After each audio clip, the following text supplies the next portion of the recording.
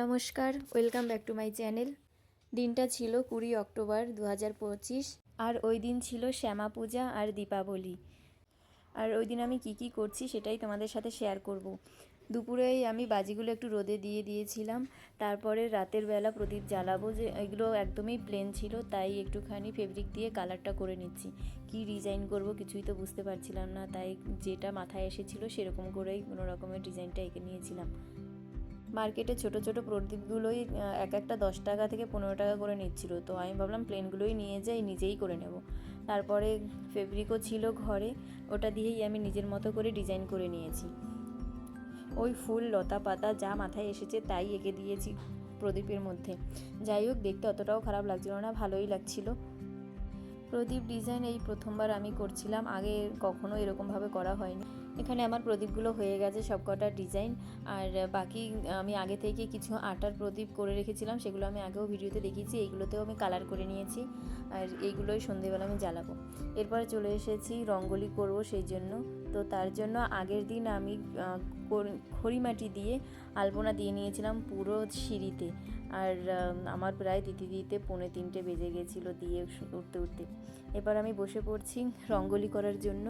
আর এইবার বড়মশাই আমাকে অনেকগুলো কালার কিনে দিয়েছে, তো এবার এখন আমি এই রঙ্গোলিটা কমপ্লিট করব আস্তে আস্তে করে।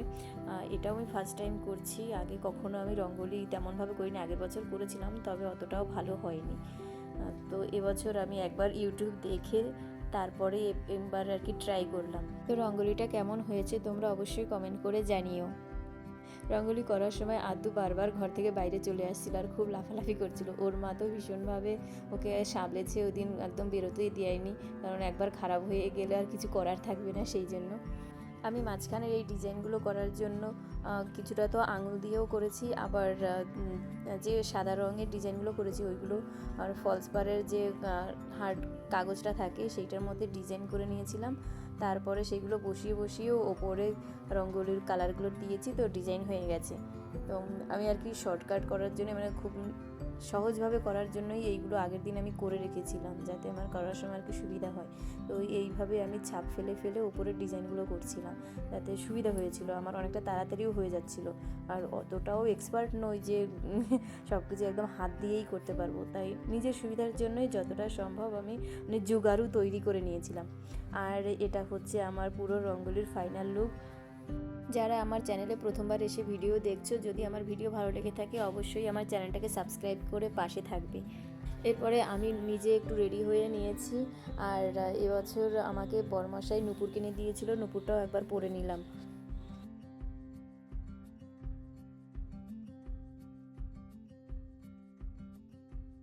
এরপরে আমি প্রদীপগুলো দিয়ে দেবো দরজায়, আর ওই রঙ্গোলির মাঝখানে, আর পুরো সিঁড়িতে।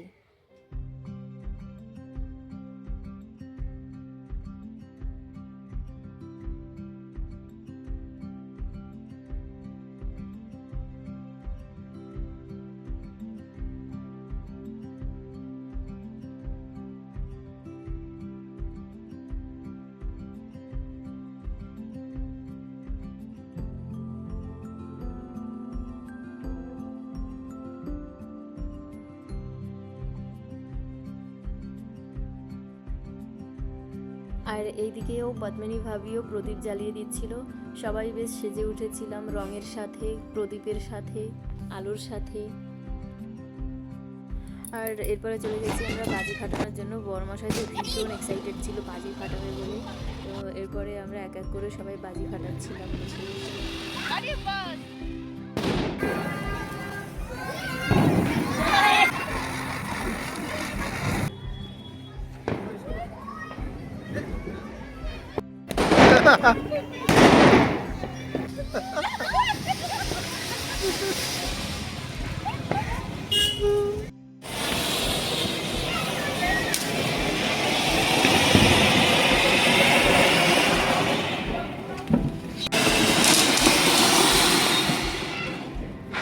পাশেরগুলো আরো পাশে রাখতে হতো। ওটা দিয়ে দেখো দেখো যদি হয়।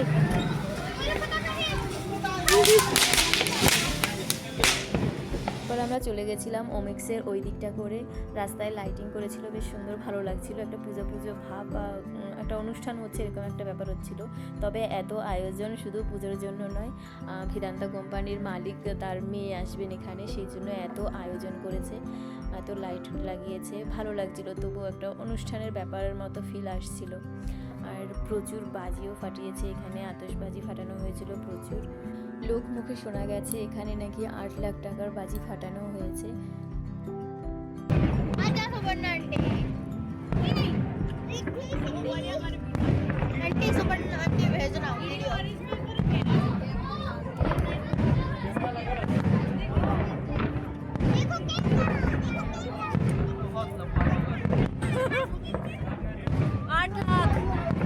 आठ लाख जल रहा है।